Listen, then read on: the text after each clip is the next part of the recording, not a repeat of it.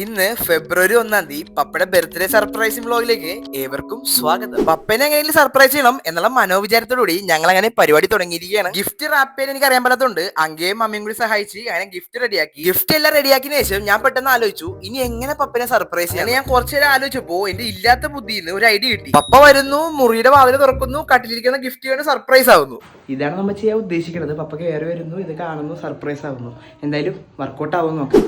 അങ്ങനെ കാത്തിരുന്ന് അവസാനം പപ്പ വന്നിരിക്കുകയാണ്. പപ്പയുടെ അമേസിംഗ് ആയിട്ടുള്ള റിയാക്ഷൻ ആണ് എന്റെ ഇന്നത്തെ കണ്ടന്റ് എന്ന് പപ്പക്ക് അറിയില്ല. സന്തോഷ ജന്മദിനം കുട്ടിക്ക്.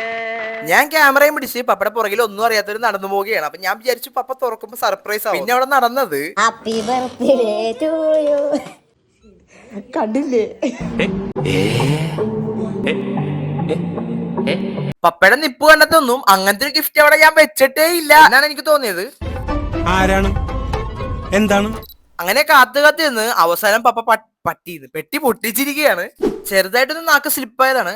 അപ്പൊ പെട്ടിനുള്ളിൽ എന്താണ് പപ്പക്ക് ഗിഫ്റ്റ് ആയിട്ട് കൊടുത്തതെന്ന് വെച്ചാ ഒരു പേഴ്സ്, ഒരു പെർഫ്യൂം, ഒരു ഷർട്ട്, പിന്നെ ഒരു കൊന്തയും യേശുവിന്റെ ഒരു രൂപം ഉണ്ടായിരുന്നു. പെർഫ്യൂം പൊട്ടിച്ചപ്പോ പപ്പ പറഞ്ഞത് എന്റെ കയ്യിലെ കാശിന് എന്നെ പറ്റിക്കാൻ വേണ്ടി. അങ്ങനെ ചെറിയൊരു കേക്ക് കട്ടിങ് ഉൾപ്പെടുത്തിക്കൊണ്ട് ഇന്നത്തെ വ്ളോഗ് ഇവിടെ കൊണ്ട് അവസാനിക്കുകയാണ്. അപ്പൊ പപ്പ സർപ്രൈസ് ചെയ്ത് ഇഷ്ടപ്പെട്ടില്ലെന്ന് കമന്റ് ചെയ്തേക്കാം. അപ്പോ ബൈ.